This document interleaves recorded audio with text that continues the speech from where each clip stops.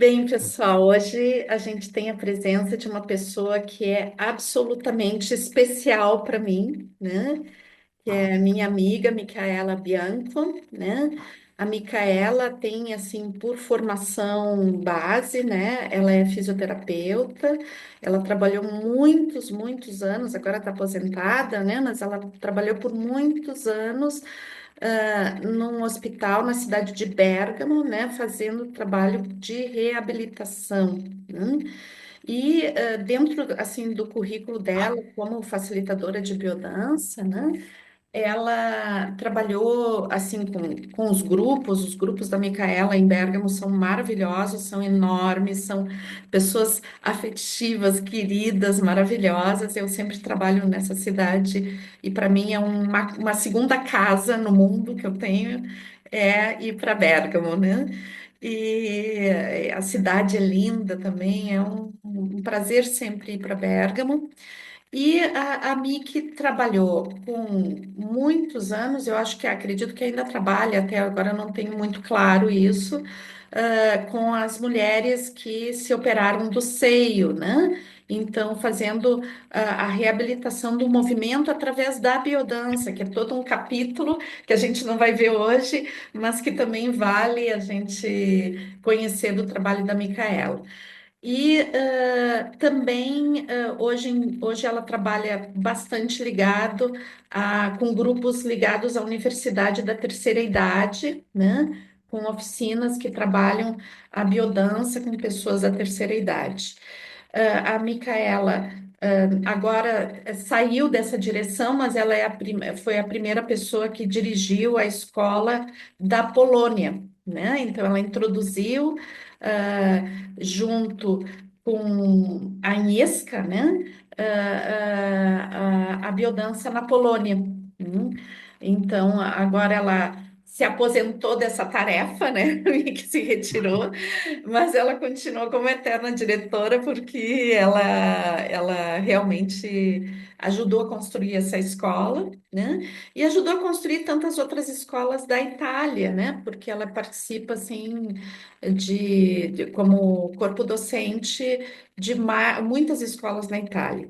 Recentemente, a minha amiga Miki escreveu um livro que tem a ver com a questão da etologia, né? Então, ela é escritora também, e eu tive assim o prazer de ela também me ajudar muito na edição em italiano do livro A Cura Ancestral, né? Então, tem um dedo muito importante na revisão da versão italiana, né?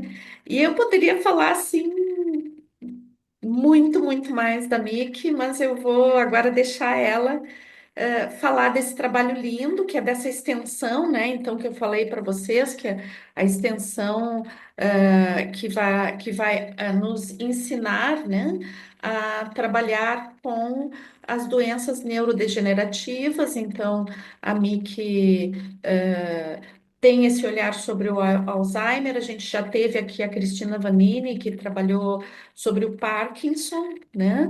E eu espero brevemente contar com a presença das duas aqui na escola para a gente também ver pessoalmente essa formação, mas isso é uma coisa que eu quero falar depois com vocês, tá? Então, te deixo a palavra, Miki. Grazie per tua presença qua. Ah, e vou fazer a tradução da Miki, então, ela fala no italiano e eu vou traduzindo. Molto obrigata, sono molto felice di essere qui. Eu estou muito feliz de estar aqui. È un po', anche per me è un po' come tornare a casa, Para mim também é como voltar para casa. perché un po' per me dove c'è Mirtes è casa. Porque para mim, onde a Mirtes está, é a casa. È É vero. verdade. Sì, sì, è la casa dell'alma. É a casa da alma.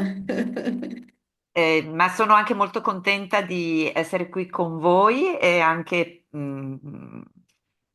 sì, forse erano certamente altre le persone, però Sono già stata presente in alcuni incontri qui alla vostra scuola Eu já tive aqui outras vezes e certamente eram outras pessoas, mas eu estou muito feliz de retornar à escola de vocês. e sono molto grata a Mirces e a voi per l'interesse per questo argomento. E eu tenho muita gratidão a Mirtes e a todos vocês, pelo interesse com esse assunto. Perché so che è un argomento, è un tema molto così ristretto o comunque specifico, no? Dentro Porque tutte le possibilità della biodanza. é um tema muito específico dentro de tantas possibilidades que existe na biodança. Però mi piace dire che è sì, specifico e non è sempre cercato come interesse, perché, come diceva Mirtes, è anche un tema che probabilmente fa un po' paura. É um tema específico e não muito procurado, talvez por aquilo que disse a Mirtes, que ele também é um tema difícil que nos dá medo. Ehm, quindi, se vuoi, Mirtes, Sim, iniziamo con le diapositive così teniamo un pochino il ok, filo ok. su Então, questo, no? a Mick pediu para a gente começar com a apresentação, que daí a gente mantém um fio condutor. Hum? Sì. Um momento, Mick, que eu faccio comparto. Ah, qua, è questo. Si vede? Sì, Ok. perfetto, perfetto. Sì, mi sentite? Sì, Sì, benissimo. Sì, dicevo un tema che in generale è un tema che un po' genera molte resistenze, fa un po' paura, no? é um tema que, como eu disse antes, gera um pouco de resistência e dá um pouco de medo. Perché quando parliamo delle malattie neurodegenerative, soprattutto stiamo parlando di un campo specifico che per lo più in qualche modo non ha soluzione, no? Non c'è una cura per guarire. Então, isso nos dá medo, é um pouco difícil, porque é um campo onde a gente não tem como ter a cura, né? Não existe cura nas doenças neurodegenerativas. Sì, puoi girare. Eh, e di più ancora, perché avere a che fare con situazioni di questo genere vuol dire non solo che non c'è cura, ma vuol dire confrontarsi con la progressione, cioè il quadro clinico. C'era una figurina, non c'è? Un omino qui nella... Chama. No, fa niente. Ok. Ehm, Não, no, no, fa não niente, c'è. non importa, non è rimasto. Ok. Niente, era un omino che si faceva un punto di domanda, no? Aspetta che io faccio la traduzione, Sì, Miki. sì, Assim, então, não é só difícil porque não tem cura, mas também o difícil é encarar a progressão da doença.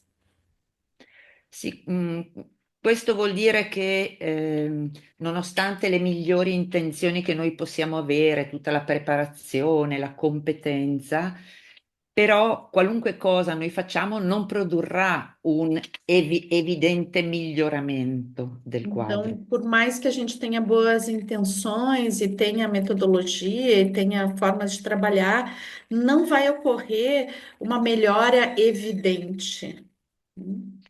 Sì, e quindi anzi è possibile e probabile che ci troviamo ad assistere a un peggioramento progressivo, no? E E é, questo è difficile. e é possível que, além disso, a gente acabe assistindo uma progressiva piora, né, no quadro.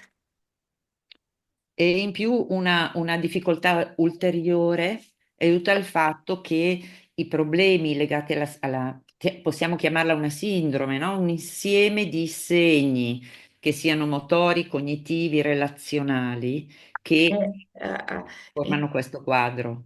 a gente vai encontrar um quadro que a gente pode chamar que é uma espécie de síndrome, que uma série de sintomas reunidos, não é um único sintoma, é uma série de sinais reunidos. Così se la domanda di partenza, la domanda che mi abita è da quale punto cominciare? Sì, va benissimo. Ok. Va bene, stai qui. Mm. Se la Eh, domanda mia di partenza è da quale punto cominciare, questa già non ha senso. Então, o meu ponto de partida é uma pergunta, onde eu devo começar? É, já isso tudo não tem sentido, Perché la persona è compromessa nella sua totalità, nell'interezza delle sue funzioni. porque a pessoa está comprometida em sua totalidade, em todas as suas funções. Così questa è una delle cose che io metto sempre in anticipo in qualunque formazione, che è importante che le persone che poi scelgono di lavorare con queste forme devono prevenire l'insorgenza del burnout. Então, isso é sempre quando eu começo a dar essa formação, eu sempre alerto as pessoas, né, que elas devem prevenir em si mesmas, né, o esgotamento, o burnout. Esatto. Cioè le persone devono imparare, decidere di non avere delle aspettative eccessive. As pessoas que trabalham com esta patologia ou estas patologias devem evitar de ter expectativas excessivas, Soprattutto con se stessi, principalmente consigo mesmo. sì, cioè nella ricerca del costruirsi delle competenze, Na busca de construir as próprias competências, sì, bisogna imparare a non cadere nella domanda quali abilità per un compito impossibile. e não cair na exigência de desenvolver habilidades para algo específico. Mm. Non esattamente, non per qualcosa di specifico, no? Ma non porsi l'aspettativa di poter modificare qualcosa che è impossibile da modificare. Então, não criar expectativas de modificar algo que não se pode modificar. E quindi è necessario circoscrivere un po' le aspettative. Então, é necessário limitar um pouco as expectativas. Non perché non dobbiamo avere aspettative, ma perché queste devono essere realiste, Então, não é que realistiche. a gente não tenha que ter expectativa, mas essas expectativas têm que ser realistas. Non è che non ci dobbiamo porre degli obiettivi, ma questi obiettivi devono essere specifici per ogni persona Então, não é que a gente não tenha que botar objetivos, mas os objetivos devem ser específicos para cada pessoa. e non è che non ci saranno dei successi, ci saranno e sarà importante che questi siano documentati, che riusciamo a trattenerli, a Então, e não é spiegarli. que a gente não vai ter sucesso no trabalho, e vão haver sucessos, e quando esses sucessos vêm, é importante que a gente registre, que a gente documente esses sucessos. Perfetto, sì. E, ecco, quest'ultimo punto è altrettanto importante di non pensare di poter fare tutto da soli. Então, é muito importante nisso tudo a gente não pensar que a gente pode fazer esse trabalho sozinhos. È, vedremo fondamentale la capacità, e questa è un'abilità importante da sviluppare, l'abilità, la capacità di cooperare con altre figure Então, é muito importante a gente desenvolver a habilidade de cooperar com outros colaboradores. E in questa parola collaboratori è necessario che includiamo anche la persona stessa, quindi il paziente, tra virgolette, E nessa palavra colaborador é muito importante que a gente inclua a pessoa, o paciente, e nello stesso tempo i suoi familiari. e ao mesmo tempo seus familiares. Altrettanto importante sono le persone che volontariamente, i volontari che vi aiuteranno, che ci aiutano in questo processo. E também são importantes os chamados voluntários, as pessoas que se voluntariam para ajudar nesse processo. Sì, ho citato prima questi perché normalmente non vengono considerati nell'equipe, Eu no? estou citando especialmente essas pessoas porque normalmente elas não vêm consideradas na equipe, não são consideradas, né? Che ovviamente poi l'equipe, diciamo, professionale, quindi dai neurologi, gli operatori del reparto, ovviamente saranno i nostri interlocutori, devono esserlo. Depois, toda a equipe profissional que trabalha com essas pessoas, obviamente, elas são incluídas nesse hall de colaboradores. Ma nella nostra visione, questo è quello che io penso fortemente, tutti questi, tutti questi personaggi, tutti insieme fanno parte del nostro, come dire, dei nostri obiettivi. Então, mas como eu penso pessoalmente, é que todos esses personagens, todas essas pessoas envolvidas, fazem parte da nossa equipe, do foco do nosso trabalho. Bene, puoi cambiare.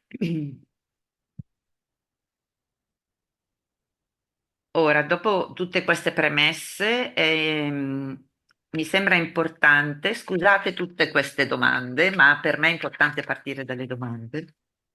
Então, desculpe todas essas perguntas, mas a gente vai partir dessas perguntas. É muito importante fazê-las, né? Fazê-las, desculpe. No, no, benissimo, è perché credo che se partiamo dalle domande, partiamo da un atteggiamento che non ha a priori già le risposte pronte. É que se a gente parte de perguntas, a gente admite que a gente já não tem respostas a priori, não? A gente tem ainda muitas coisas em abertas. Perfetto, sono aperte, la domanda apre a delle A possibilità. pergunta ela tem essa capacidade de abrir. E quindi ci dà anche la possibilità di continuare ad apprendere da tutto quello che vediamo, che incontriamo. E nos dá a possibilidade de continuar aprendendo, em cima de tudo que a gente vai vendo. Quindi la prima domanda importante per me è: chi sono gli anziani disorientati? Então, a primeira pergunta que para mim é muito importante é quem são esses idosos desorientados? E quindi come avvicinarci poi ai suoi problemi? E como eu posso me aproximar dos problemas desses idosos, né? Eh, Mi sembrano importanti queste domande perché personalmente ritengo sia da evitare un approccio molto generico. Então, eu acho muito importante essas perguntas, porque eu acho que a gente tem que evitar uma aproximação muito genérica, muito standard, seria, Miki? Aspecifica sarebbe, no? Come senza Pouco specificità, específica, pouco específica. perché noi non andiamo lì a fargli passare il tempo. Porque a gente não está ali somente, tipo, como um passatempo. Nós não somos um passatempo para essas pessoas. E non è vero che una cosa vale l'altra. Scusa, può ripetere? E non è vero che una cosa vale quell'altra. E não é verdade que uma coisa pode ser substituída por outra. Perfetto. La questione quindi è come fare in modo che quello che noi portiamo abbia senso, un senso specifico per quel contesto dove ci inseriamo. Então, o que a gente tem que ver é como a nossa presença, nossa intervenção vai fazer um sentido dentro daquilo que a gente está encontrando, daquele ambiente, daquelas pessoas que a gente está encontrando. E quindi se conosco con un po' più di profondità lo specifico problema, posso chiedermi quali sono le abilità che devo sviluppare specifiche per intervenire lì. Então, se eu conheço mais profundamente as questões específicas, né, as habilidades, as coisas específicas que têm a ver com aquele local e aquelas pessoas que às quais eu vou intervir, a minha intervenção pode ser muito mais focada, muito mais específica.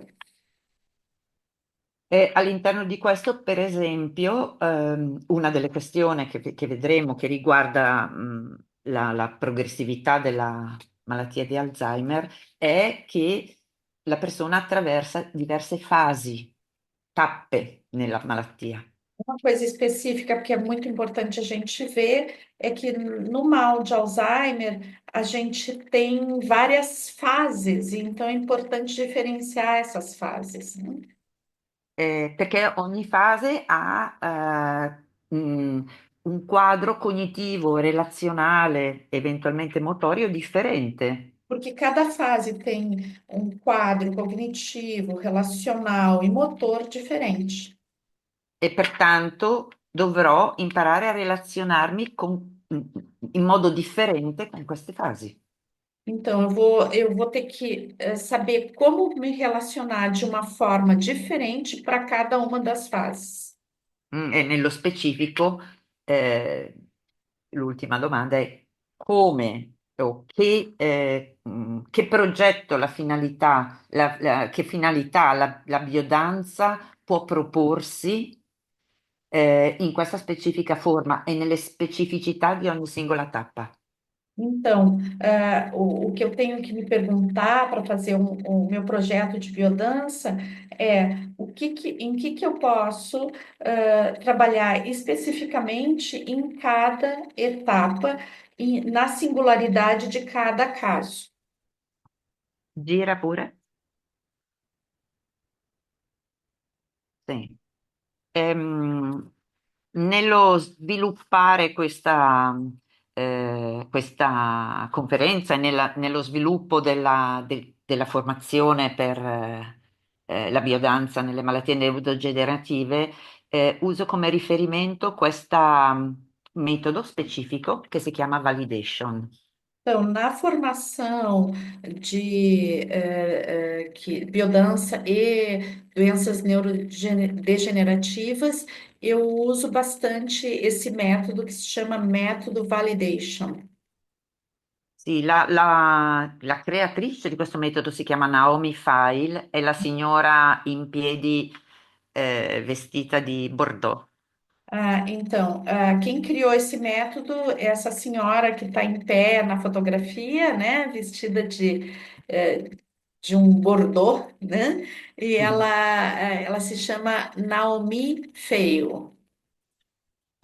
Su YouTube si trovano alcuni suoi video che possono essere interessanti e molto coinvolgenti. No YouTube a gente encontra alguns dos vídeos dela que são muito interessantes, que envolvem muito a gente.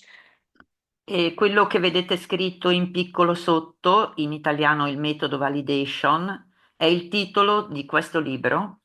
Então, ali a gente tem il método validation, que é a versão em italiano, seria o método validação, ou método validation, que é o nome do livro dela. Sì, penso che conservi il nome Validation perché è il nome originario, credo che abbia registrado. un marchio, no? Riconosciuto Validation, Ela pensa que deve ser o mesmo nome Validation, porque é uma marca registrada. penso, eh. Questo libro lo consiglio, è molto leggibile, molto comprensibile e apre un mondo. Esse livro é muito fácil de ler e ele abre um mundo, abre muitas possibilidades.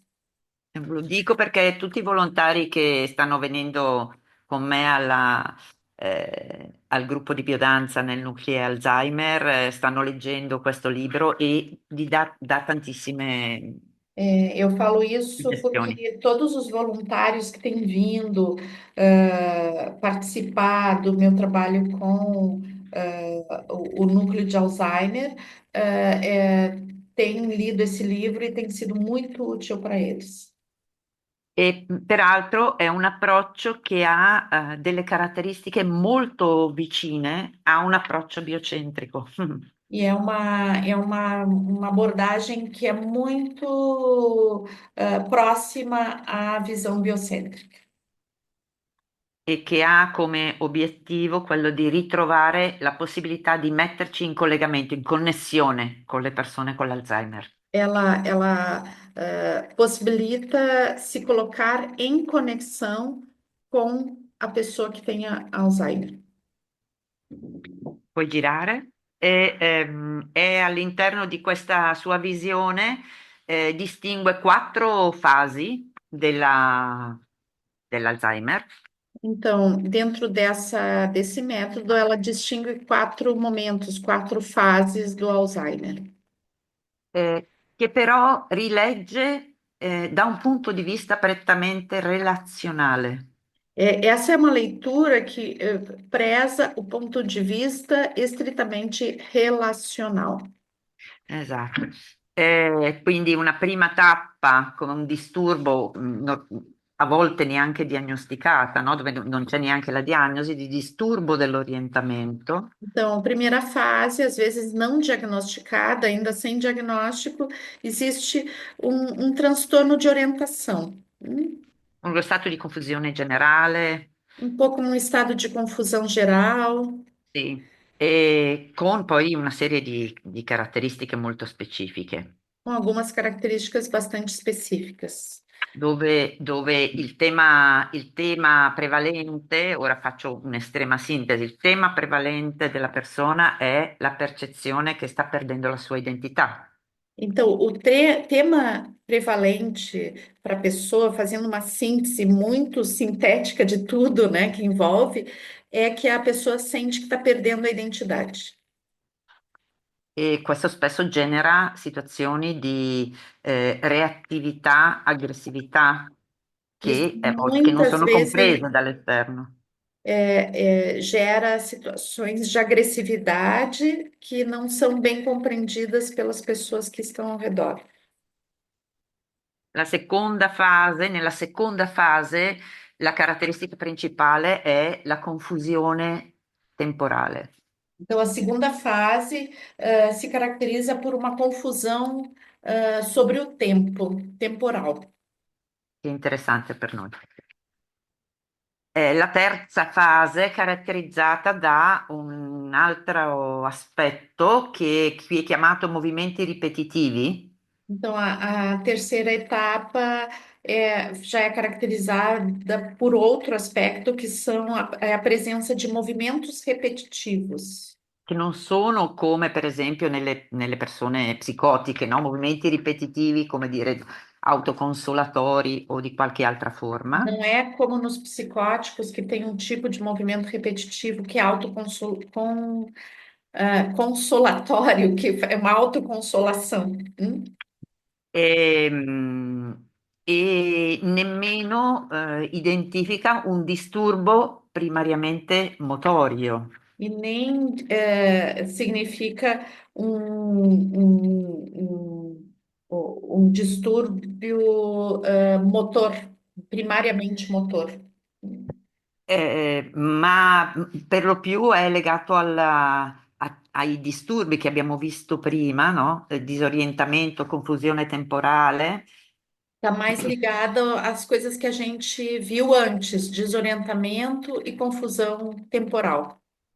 Per cui la persona torna a fare in modo ripetitivo, continuo, quegli stessi gesti che magari ha fatto per tutta la vita perché aveva quel lavoro specifico. Então, a pessoa torna a fazer um gesto que talvez tenha feito durante toda a sua vida, por exemplo, um gesto que fazia parte da sua vida profissional.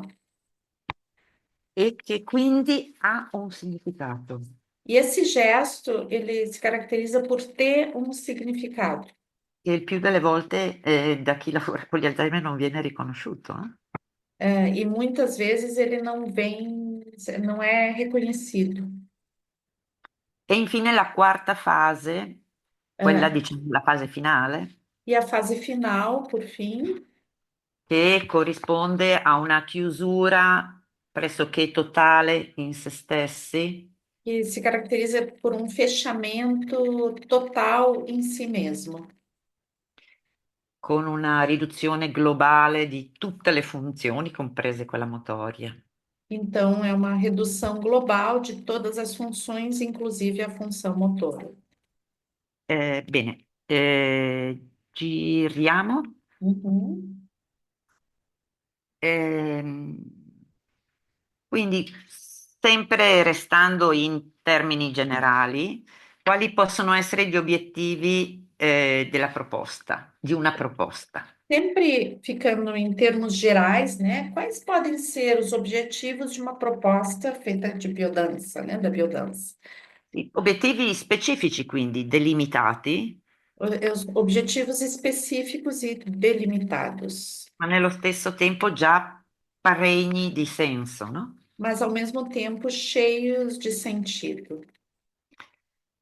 Certamente il lavoro sull'autostima, É, restaurare l'autostima, certamente o trabalho sobre autoestima, restaurar a autoestima.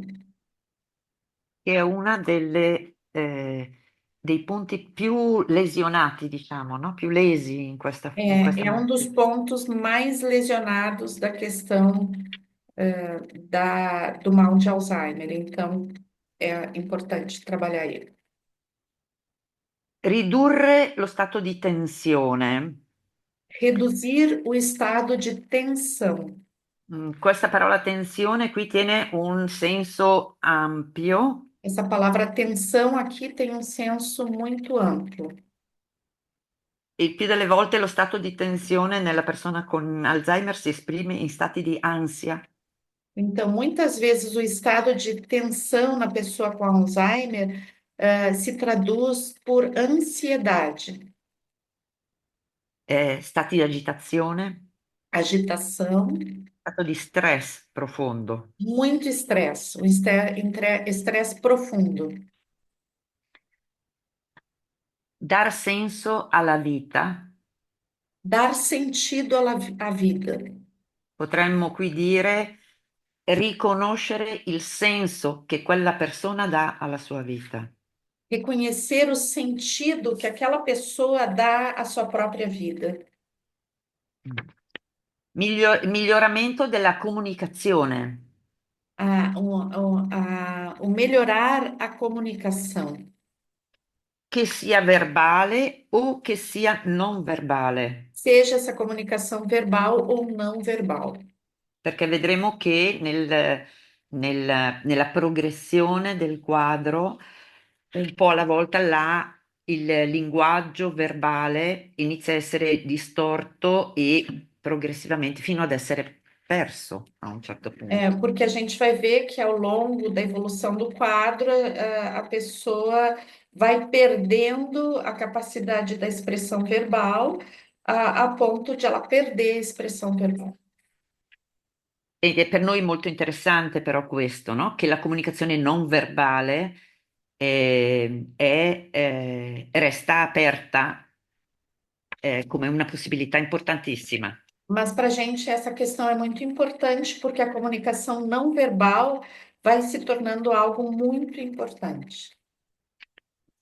Quindi potremmo dire che l'obiettivo fondamentale della proposta sia quello di ridurre, se non in alcuni casi addirittura eliminare, la necessità di ritirarsi in se stessi, no? Então, a gente pode dizer que um dos objetivos principais do nosso trabalho é reduzir ou até mesmo eliminar a necessidade de se fechar em si mesmo. Tra parentesi, posso dire oggi, dopo, e sono solo 6 anni che lavoro con un gruppo con Alzheimer, però posso dire che è un obiettivo raggiungibile il fatto di evitare di entrare nella quarta fase. Então, agora, estando trabalhando já há 6 meses, com 6 meses, há 6 anos, com o mesmo grupo de pessoas com Alzheimer, eu posso dizer que é um objetivo perfeitamente factível, e que esse objetivo evita de entrar na quarta fase. E infine, come obiettivo generale, ci sta anche questo, no? Migliorare la postura e il benessere fisico. E a gente pode dizer também que, como mais um objetivo, a gente tem o de melhorar a postura e o bem-estar físico.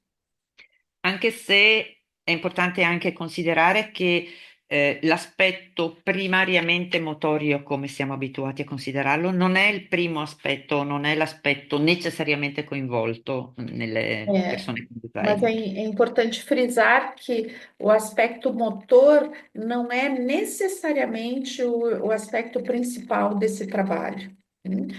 Não é o ponto de partida a ser considerado. Ok, gira pure. Ehm, Dunque, validation o validazione significa legittimazione. Uhum.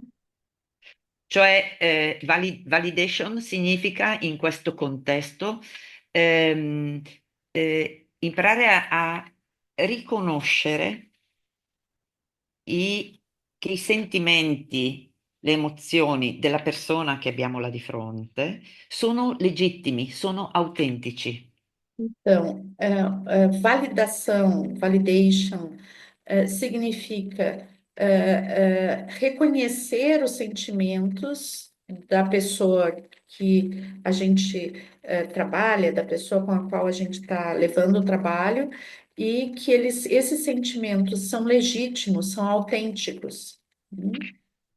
Dico questo ed è molto importante perché molto spesso il modo di esprimersi, cioè quello che le persone dicono o quello che esprimono, non sembra non appartenere a dei criteri, ai nostri criteri logici di riferimento, no? Então, eu digo isso porque muitas vezes a forma como as pessoas se expressam não parece lógico dentro do nosso patamar de referência. Hum? Ehm, Ho imparato personalmente e la tengo come una parolina magica, come una frase magica per me questa frase che una volta un'operatrice, forse era addirittura una donna di servizio, una persona che si occupava delle pulizie che mi ha detto. Momento Eh, Nick, sì, scusa, scusa. Eu tenho uma frase que eu utilizo para mim mesmo, que eu foi num momento que uma pessoa muito simples, uma pessoa que possivelmente estava ali para fazer a limpeza, ela falou isso e me chamou a atenção. Sì, mi ha proprio insegnato Ela me ensinou algo. ehm, di fronte a una persona che ti sta dicendo una cosa che non ha senso, sei in reparto e lei dice, ah, sai, ma devo andare a casa perché oggi deve venire mio nipote a trovarmi e devo pulire casa. e sta Então, ricoverata in un diante centro. de uma pessoa que está dizendo uma coisa que aparentemente não tem nenhum sentido naquela situação. Tu tá naquele local de tratamento e a pessoa começa, eu vou limpar a casa porque hoje vem o meu neto aqui me visitar e eu vou limpar a casa. Hum? E lei dice, se tu dici questo e se questa per te è una verità, chi sono io per mettere in discussione la tua verità? Então, essa mulher, ela disse: se tu diz isso e para ti isso é uma verdade, quem sou eu para dizer que isso não é verdade? Questa è da stampare qua, no? Isso é para deixar estampado, impresso na cabeça, na testa. Oppure una persona è molto triste, molto agitata per una cosa che noi sappiamo che non è reale, no? Ou, por exemplo, uma pessoa está muito triste ou super agitada por uma coisa que a gente sabe que não é real. Mhm. Si tratta di validare questo sentimento che lei sta davvero provando. E se trata de validar esse sentimento que aquela pessoa está realmente sentindo. Cioè non andrò a dire no, ma che cosa dici? Guarda che non è vero, guarda che non è così, tutto tranquillo, tutto a posto.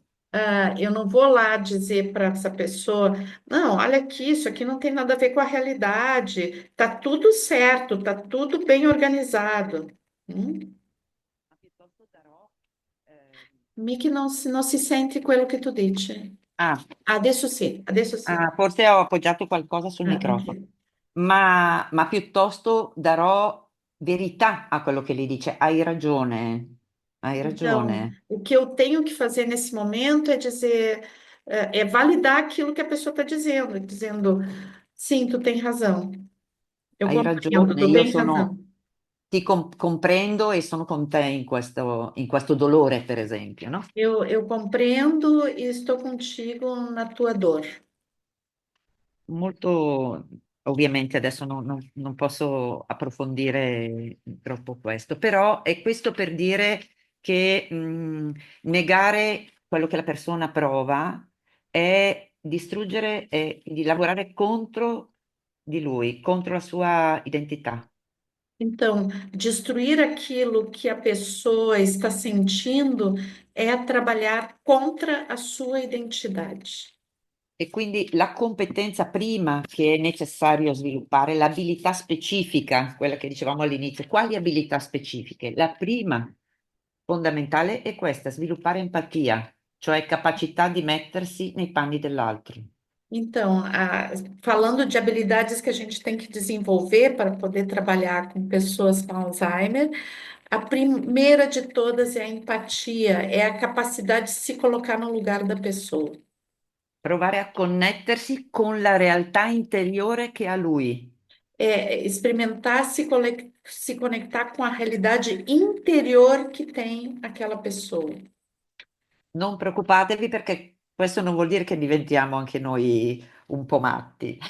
Não é que não se preocupem, que não é isso, não quer dizer que a gente está ficando com a mesma doença, um pouco loucos, um pouco perdidos ou desorientados. Ma questo è veramente fondamentale. Questo è l'aspetto che ispira fiducia nella persona. É isso, essa empatia que vai inspirar para a pessoa confiança. Fiducia in se stesso e fiducia in te. Confiança em si mesmo e confiança em ti. Quando questo accade, si riduce immediatamente lo stato di tensione, E quando isso acontece, a tensão se reduz imediatamente. ma più di tutto la dimensione dell'empatia è quella che riesce a restituire dignità alla persona in quanto persona. A empatia é a dimensão que permite restaurar a dignidade de cada pessoa. Puoi girare. Eh, sì, ecco, questa è, diciamo, l'esperienza che intendiamo promuovere, no? Invece che razionalizzare, dare validazione, qualificare, no? Então, a premissa é, em vez de raciocinar, dar respostas racionais, se trata de validar e de reconhecer, de qualificar o que se apresenta. Sì, e soprattutto quello che sente, quello che la E persona sobretudo sente. aquilo que é sentido. Puoi girare. Quindi, chi sono gli anziani disorientati? Então, vamos ver quem são esses anciãos desorientados. Sono persone che eh, hanno devono fronteggiare un decadimento che non è solo fisico in termini generali, Então, são pessoas que estão enfrentando uma decadência que não é somente física em geral. quindi con una diminuzione delle capacità che siano motorie, ma anche visive, uditive. Então, existe uma diminuição na audição, na visão, nas habilidades motoras. Ma in primo luogo e forse di più un disturbo legato alla memoria, un disturbo di memoria. Então, talvez uma das coisas mais impactantes seja um distúrbio da memória, uma memória que fica confusa. Confusa, che vuol dire che cose del presente si confondono con cose del passato. Si Coisas do confondono. presente se confundem com coisas do passado. Sì, i gesti stessi, no? Come dicevamo, si riferiscono, i gesti che faccio si riferiscono a qualcosa che è nella mia memoria passata. Até mesmo os gestos, eles vão se referir a coisas da minha memória passada. Mhm. Chissà appunto ripetuti, chissà quante volte, no? Per Algumas esempio, coisas gestos que foram repetidos, a gente não sabe quantas vezes, né? che ne so, cullare un bambino, Como embalar uma criança, ondolare piano, embalar stare. devagarinho. A queste si aggiungono come problema le perdite sociali, Isso vai se somar, né, às perdas sociais. che sono in realtà un acceleratore, queste perdite sono un acceleratore del decadimento. E essas perdas sociais são um acelerador dessa decadência. Può essere la perdita del proprio lavoro, la perdita di familiari, amici, A perda la do perdita dei propri ruoli, trabalho, de familiares, de amigos, la perdita dei propri ruoli, a perda dos próprios papéis sociais, di essere madre, di essere amico, di essere capofamiglia. de ser mãe, ser pai, ser a pessoa que cuida da família, ser amigo.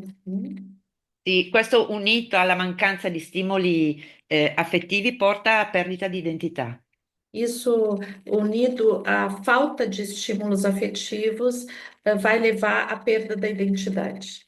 E quindi possiamo girare, se dovessimo riassumere, qui c'è un elenco dei segni, dei sintomi che la persona presenta. Aqui, para a gente só ter mais claro, a gente tem uma lista de sintomas que podem nos deixar claro, né, a presença dessa desorientação. Sì, che come vedete uniscono alcuni problemi fisici a problemi di comportamento Que vão unir sintomas físicos, problemas físicos com problemas de comportamento o di problema di gestione delle proprie emozioni. e problemas de gestão da própria emoção. E questo forse diventa l'aspetto prevalente, per noi più significativo, Isso significa o aspecto prevalente para nós, o mais significativo. ma anche che ci aiuta a rileggere o a scegliere poi degli approcci, come avvicinarci al problema. Também nos ajuda a gente gestionar o trabalho e perceber como eu tenho que me aproximar dessa Sì. pessoa. In particolare questo aspetto, no? Sono persone che devono lottare con emozioni e sentimenti non espressi prima e che ora traboccano e devono esprimere. Então, são pessoas que reprimiram por muito tempo vários sentimentos, várias emoções, e que agora essas emoções, esses sentimentos transbordam Debordano. e a Mm, pessoa não sabe o que fazer com isso. esatto. Ehm, Oppure il fatto che ci siano dei modelli comportamentali che si sono irrigiditi. Ou também podem haver modelos de comportamento que vão se tornando cada vez mais rígidos. Un altro punto che mi interessa sottolineare è questo affastamento da realidade quotidiana presente para sobreviver. Então, outro ponto que eu gostaria de sublinhar é esse afastamento da realidade cotidiana como uma forma de sobrevivência. È già un'interpretazione, no? Questa, evidentemente, E isso tem uma interpretação, evidentemente, che poi vedremo, no? que Perché a gente vai ver mais tarde. e che ci aiuta a reinterpretare il disorientamento come una forma di saggezza. E isso faz com que a gente possa perceber também o desorientamento como uma forma de sabedoria. Super. Ehm, ok, possiamo, questo è un elenco, adesso possiamo sì, andare avanti. Sì, questi punti li ho lasciati perché sono dei presupposti, vengono da validation e secondo me sono sovrapponibili ai presupposti che dovremmo avere noi. Esses são alguns pontos do método validation que eu acho que se sobrepõem perfeitamente ao trabalho com biodança e por isso podem ser pegos para a gente poder trabalhar também. Accetta il tuo paziente senza giudicarlo, cioè non Então, interpretare. aceita o teu paciente sem julgamento. Mm. E, questo ho visto che l'ho scritto due volte, anche cada paziente, todo ser umano è un individuo unico. Uhum. Quindi è questo rispetto e riconoscimento dell'altro come unico, irripetibile, qualunque sia la condizione in cui si trova. Então, a gente poder perceber que todo ser humano é um indivíduo único, que ele é irrepetível, que não existe nenhuma pessoa igual a ele. Questo altro punto è importante, no? La persona con il morbo di Alzheimer perde la capacità di introspezione. Pessoa com Alzheimer, ela perde a capacidade de introspecção. Pertanto non ha senso avvicinarsi con un'idea che sia possibile comprendere fino in fondo il profondo, la realtà intrapsichica Ah, então, não adianta a gente se aproximar querendo que a pessoa vai entrar profundamente em si mesmo e vai fazer uma reflexão intrapsíquica. Questo è proprio un segno, no? La persona con Alzheimer perde proprio questa capacità di introspezione. Então, isso é um sinal Ah, bem importante. A pessoa perde a capacidade de introspecção.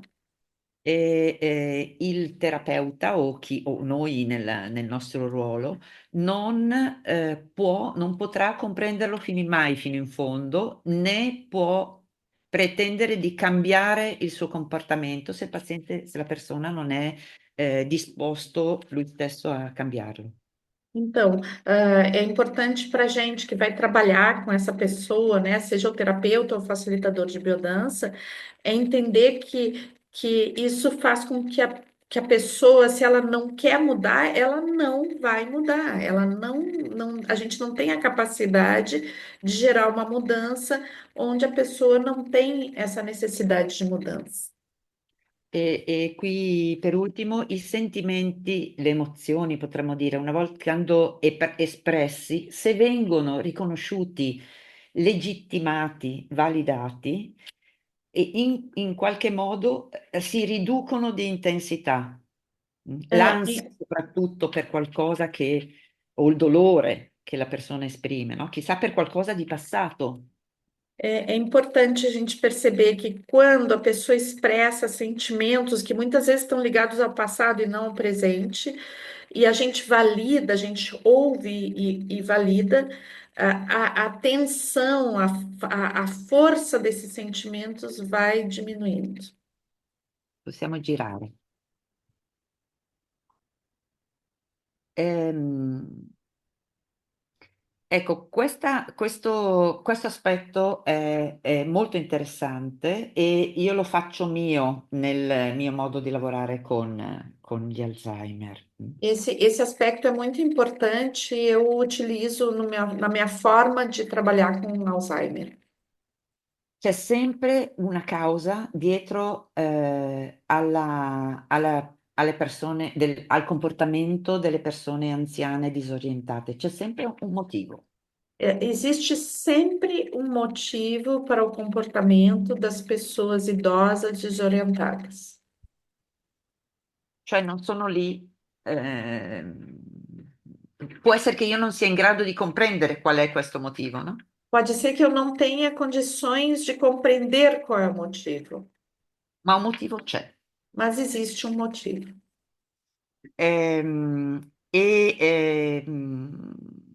In primo luogo, una cosa da considerare sempre è che, e questa è una legge, che gli esseri umani, lo sforzo che fanno nel loro comportamento, a volte patologico, però è sempre orientato a ripristinare un equilibrio, un'omeostasi, no? É importante a gente perceber que todo comportamento humano, ele sempre busca estar em equilíbrio, e muitos dos comportamentos é para reaver o equilíbrio.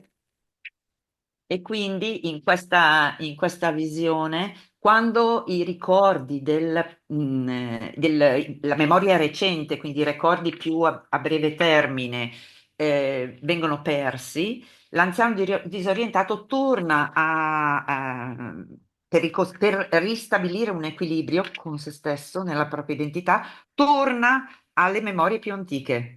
Então, como o idoso ele que tem Alzheimer, ele vai perdendo a memória recente, ele vai para o passado para tentar restabelecer referências que constroem a sua identidade. Esattamente. Così potremmo dire, quando la vista diminuisce, usa gli occhi della mente, l'occhio interiore per Sim, vedere, é no? como se dizer que diante de uma dificuldade de visão, eu uso os olhos da mente, os olhos para olhar o interior. Così quando l'udito diminuisce, riemergono i suoni del passato, Quando eu perco a audição, vão surgir os sons do passado. che non sono le voci che sente lo psicotico. Não é a mesma coisa que as vozes que ouvem os psicóticos. Mhm. E, bene. Ehm,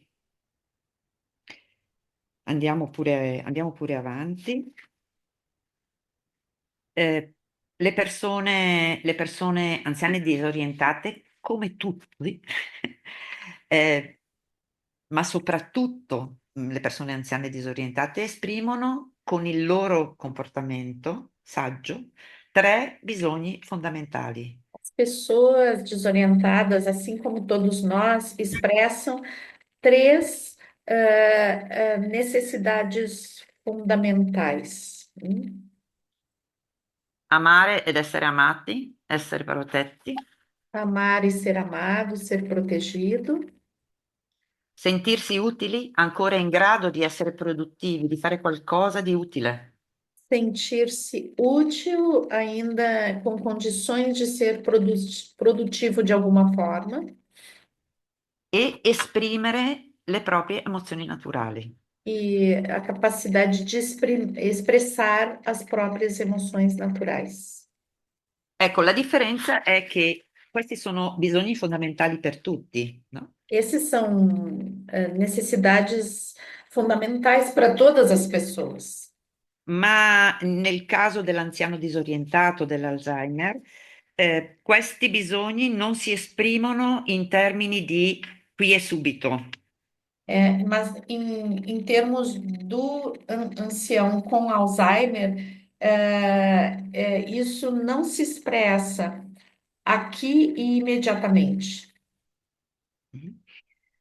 Cioè non chiedono a te, in quanto te, di restituire una risposta a questo bisogno, ma si É, rivolgono a personaggi e immagini del proprio passato, che eles não fanno vão parte pedir del para passato. ti, né, no presente, é, resolver essas questões, dar condição de receber essas questões, mas eles vão voltar para o passado e resgatar no passado aqueles personagens que davam essas questões para eles. Sì, personaggi, ma anche oggetti, per esempio, o lavori, no? O movimenti. Personagens ou do passado, ou atividades do passado, por exemplo, o trabalho, ou coisas do passado. Anche suoni o parole, per esempio. Até mesmo sons e palavras. Quando non sono più in grado di usare le parole del linguaggio comune per definire oggetti, persone, relazioni, Quando eu não tornano tenho mais a, condições de utilizar uma linguagem cotidiana para definir situações, objetos, tornano anche a un modo di esprimersi che è della primissima infanzia. vão voltar a uma forma de expressão que tem a ver com a primeira infância. Sì, eh, chiamiamo primitivi, no? Questo modo di esprimersi, quasi Uma la forma, lallazione. uma forma mais primitiva de expressão, como uma forma de Ehm, adaptação. ehm, prova a girare, adesso non ricordo esattamente qual è la slide che viene, però sì, questo, ecco. Ehm, e così al punto che il linguaggio a un certo punto può essere totalmente perso, ma i gesti a loro volta spezzettati in frammenti di gesto diventano il sostituto di quell'espressione verbale. Então, à medida que a linguagem vai se perdendo totalmente, muitos gestos vão substituindo a linguagem e eles não são gestos contínuos, podem ser pedacinhos, todos talhadinhos ou cortadinhos, né? Como pequenos gestos que têm que refletem uma necessidade de expressar algo. Forse faccio un esempio giusto perché questo si comprenda. Un esempio che usa lei, la file, che è interessante, no? Parla di questo uomo che con un dito continua a fare questo movimento sulla sua gamba, sul ginocchio, così Então, um tutto il tempo. exemplo que é da autora do livro, né? Ela diz que tem um homem fazendo um movimento de giro com a mão sempre sobre uma perna. Per poi per scoprire che quest'uomo aveva lavorato tutta la vita in una fabbrica che faceva trivellazione del terreno. Então, depois ela descobriu que esse homem, durante toda a vida, trabalhava numa fábrica que fazia o furo na terra, furos na terra. Então, o gesto simbolizava justamente esse trabalho que ele fazia, ele fazia. E gli restituiva presenza, no? Gli restituiva il ruolo. E esse gesto, restituía a ele o seu papel. Mhm. Prova a girare. Ah, ecco. Sono altri esempi, no? Di gesti, di movimenti ripetitivi, no? Outro Questo exemplo de gestos e movimentos repetitivos. questo dondolarsi della vecchina sulla sedia a dondolo continuamente, tutto il giorno, tutto il Por giorno. exemplo, esse se embalar todo dia de uma velhinha naquela cadeira de balanço. Sì, se noi pensiamo a un bimbo piccolo, usa il dondolamento per imitare il primo dondolamento che ha avuto dalla mamma, no?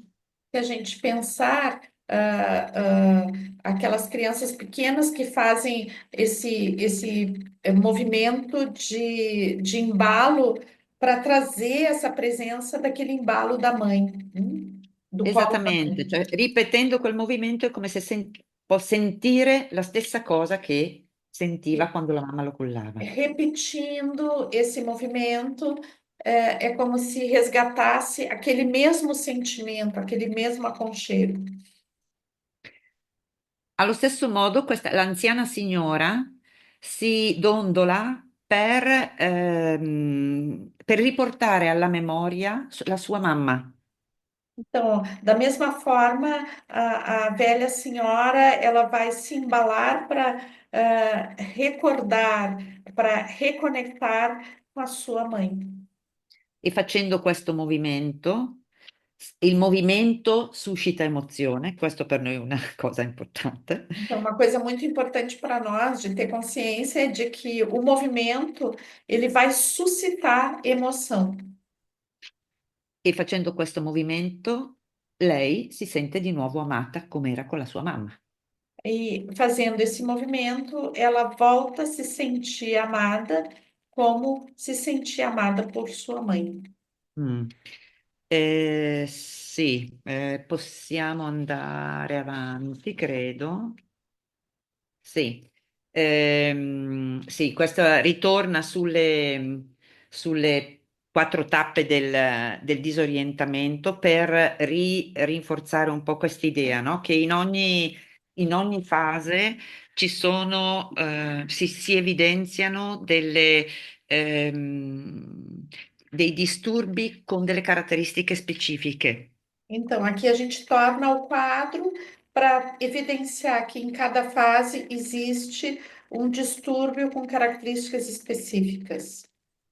Per cui nella prima fase il disturbo dell'orientamento porta a una eh, difficoltà a orientarsi nella realtà e in tutte le sue sfaccettature. Então, dentro da primeira etapa, esse distúrbio da orientação vai ter como efeito uma desorientação em todos os aspectos da vida e do cotidiano. Nella seconda fase la confusione temporale porta con sé, o diciamo, è associata alla perdita delle competenze e abilità cognitive. Então, na segunda etapa, a perda a confusão temporal, ela provoca imediatamente a perda das habilidades cognitivas. Nella terza fase, che abbiamo chiamato dei movimenti ripetitivi, questo è importante capire, questa cosa, Então, na perché, terceira fase, essa dos movimentos repetitivos, é importante a gente compreender isso, spesso viene mal interpretato questa fase come una riduzione delle capacità motorie della persona. então, muitas vezes é mal interpretada essa fase como uma redução da capacidade motora das pessoas.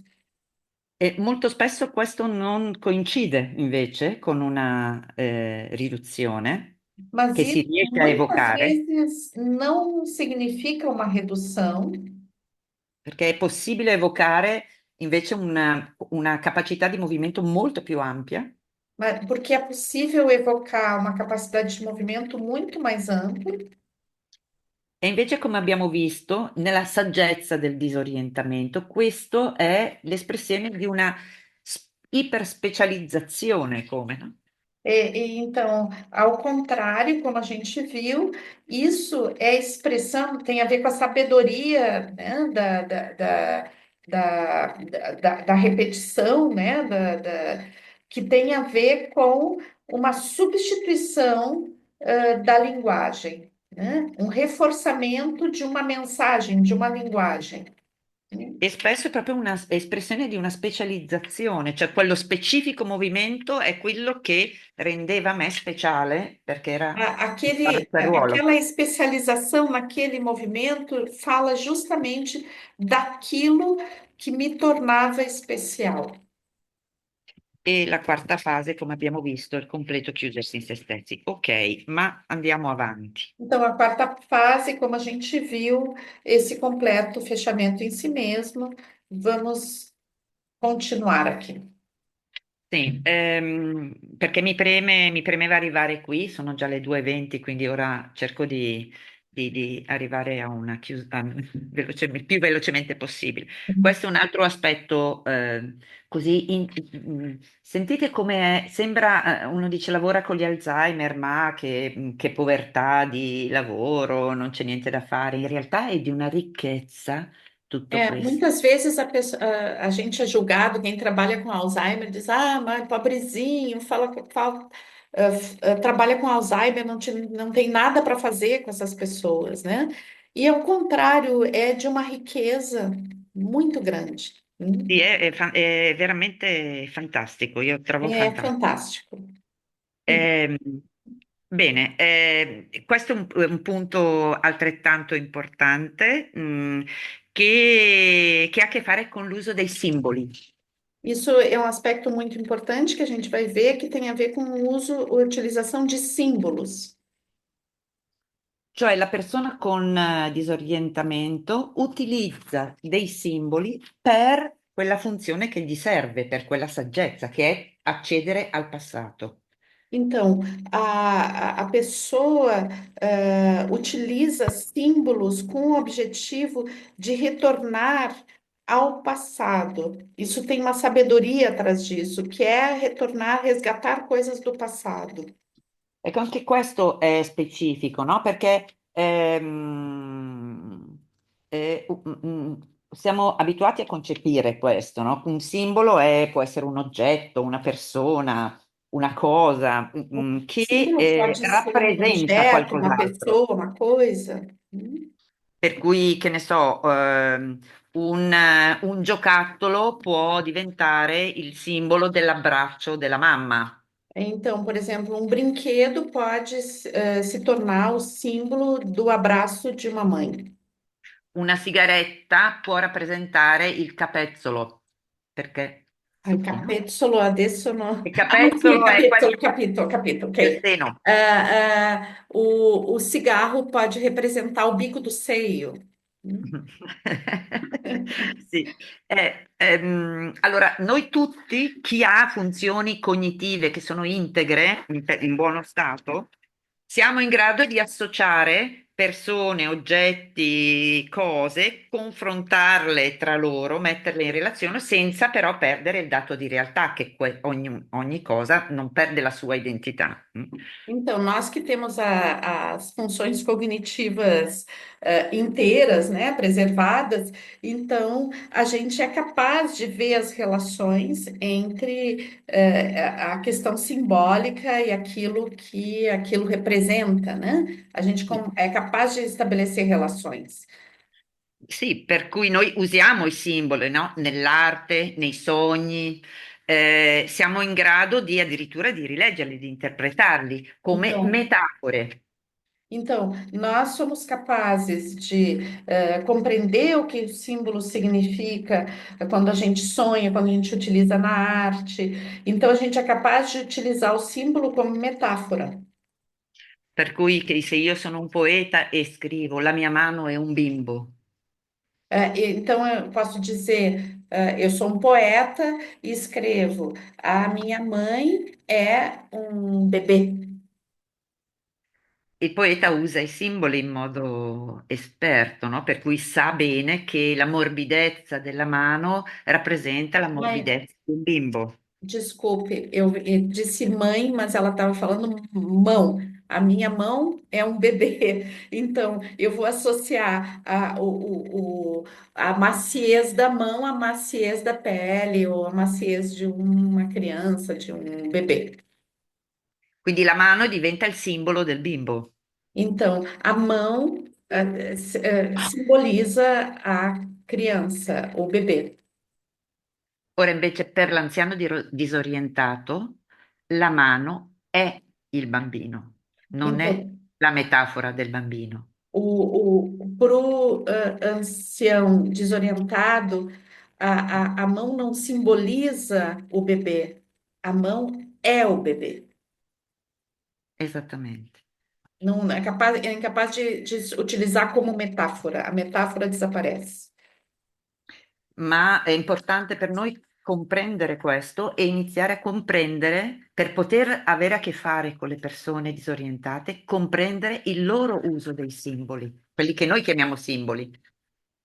Então, é importante para nós perceber isso, compreender isso, a forma como eles utilizam os símbolos, né? E como, qual é a dimensão do símbolo na vida dessas pessoas. Facciamo altri esempi, gira. Eh, ok. Allora, una persona anziana disorientata che per tutta la vita ha represso la sua rabbia nei confronti della sua madre, Então, uma pessoa anciã, desorientada, que toda a vida reprimiu a sua raiva em relação à mãe, adesso accusa sua figlia, agora acusa a sua filha, che è quella che in realtà adesso la sta assistendo, que é na realidade aquela filha que está ajudando, e dice: Tu stai trascurando i tuoi bambini. e diz assim: tu está maltratando as tuas crianças. Una mamma che lascia solo i suoi bambini, o li lascia con la babysitter non è una vera mamma. Uma mãe que deixa as crianças com uma babysitter não é uma verdadeira mãe. Mm?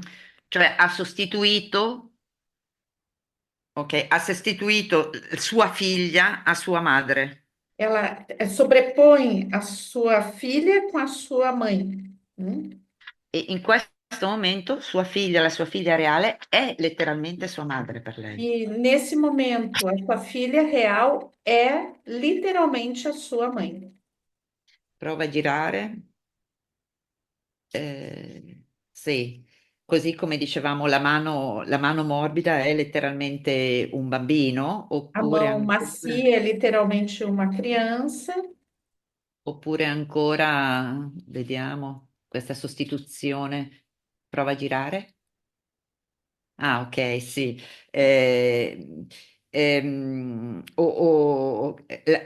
Questo può accadere soprattutto nella prima fase, no? Questi attacchi di rabbia che, come Esses abbiamo visto ataques de prima. raiva podem ocorrer principalmente na primeira fase. Mhm. Questo è un altro esempio, no, della persona che all'interno della struttura continua a picchiare sulla porta convinto di dover parlare col capo, con l'amministratore del condominio, Ok. Então, por e in exemplo, realtà si sta lamentando. uma pessoa que dentro da estrutura ali do hospital, coisa, começa a bater uma porta, bater uma porta, e ela está convicta de estar trabalhando, está chamando o responsável ou o síndico para reclamar de alguma coisa. Sì, cioè in qualche modo la persona con un problema forte in questo momento rispetto alla perdita della propria identità recrimina contro figure che rappresentavano l'autorità nel suo passato. Então, a pessoa com esse problema de perda da identidade, ela se volta contra figuras de autoridade do seu passado. Gira ancora un altro esempio, credo. Sì, il tovagliolo che diventa il mondo, no? Então, por exemplo, um guardanapo que se torna o mundo. Il mondo proprio. Uhum. O mondo, no un mondo, o O mondo. mundo, se O torna o mondo. mundo. Per cui la signora continua a piegare accuratamente, lo accarezza, gli canta la ninna nanna, Então, por lo exemplo, bacia. A pessoa pega um guardanapo e começa a dobrar e a ninar o guardanapo e a cuidar do guardanapo, ali colocando todo o mundo. E è così lei è compensata, è contenta, è felice, il suo mondo è in ordine, è a posto. E ali ela sente que o mundo está em ordem. Quel tovagliolo le permette di sentirsi amata, abbracciata al Aquele caldo. guardanapo permite que ela se sinta amada, se sinta cuidada e em segurança. Ora gira. Sì, questo ora non credo che non possiamo leggere Sim. tutti questi, ma tanto poi restano. E la Fail, questo è interessantissimo, ha individuato una serie di simboli Então, a Fei, que é a autora do livro, né, ela identificou uma série de símbolos, che sono simboli caratteristici, que são símbolos característicos, con le possibilità di quello che possono rappresentare. com a possibilidade de algumas interpretações do que Sì. aquilo representa. Lo stesso vale per alcune azioni, no? Come O vediamo mesmo sotto. vale para algumas ações. Ok, gira pure.